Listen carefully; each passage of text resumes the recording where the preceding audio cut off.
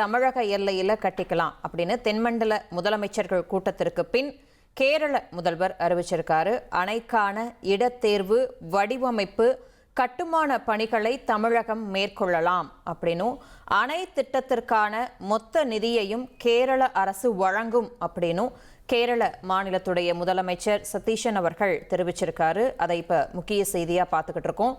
முல்லை பெரியாரின் புதிய அணையை தமிழக எல்லையில கட்டிக்கலாம்.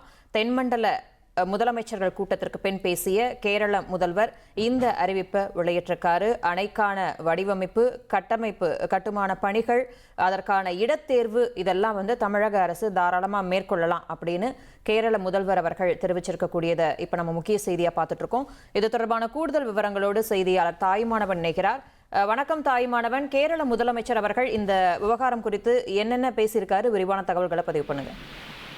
31வது தென்மண்டல முதலமைச்சர்கள் மாநாடு சென்னை கோவளம் பகுதியில நடைபெற்றது. உள்துறை அமைச்சர் அமித்ஷா தலைமையில நடைபெற்ற இந்த மாநாட்டுல தமிழகம், கேரளா, கர்நாடகா, ஆந்திரா, தெலுங்கானா உள்ளிட்ட பல்வேறு மாநிலங்களைச் சேர்ந்த முதலமைச்சர்கள் பங்கேற்று தங்கள் மாநில நலன் சார்ந்த பிரச்சனைகள் குறித்து பல்வேறு விஷயங்களை விவாதித்திருந்தாங்க, எடுத்துரைத்திருந்தாங்க.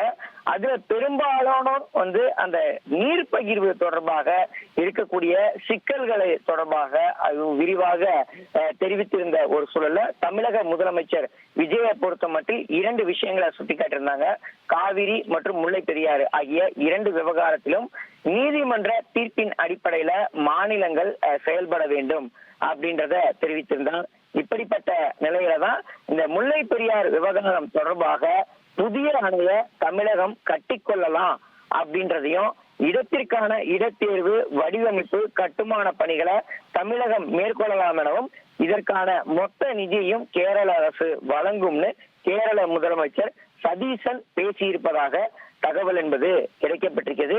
புதிய முல்லை பெரியாறு அணையிலிருந்து கிடைக்கக்கூடிய அனைத்து நீரையும் தமிழகத்திற்கு வழங்க கேரளா உறுதியளித்திருப்பதாகவும், இதற்கான செலவை கேரளாவும், வடிவமைப்பு, கட்டுமானம் மற்றும் இடத்தேர்வு செய்யக்கூடிய பணிகளை தமிழகமும் மேற்கொள்ளலாம் அப்படின்றத இந்த கூட்டத்தின் மூலமாக தெரியப்படுத்தியிருக்கிறாங்க.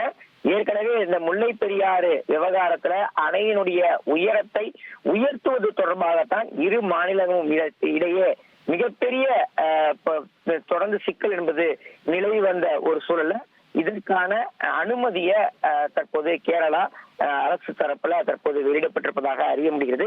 அது மட்டும் இல்லாம மிஷன் சமுத்ரா திட்டத்தின் கீழே கேரளாவை ஒரு துறைமுக நகரமாக மேம்படுத்த பிராந்திய ஒத்துழைப்பை கேரளா கோருவதாகவும், கனிம சட்ட திருத்தம் ரத்து செய்யப்பட வேண்டும் எனவும் மத்திய அரசுக்கு கோரிக்கையை முன்வச்சுக்கிறாங்க.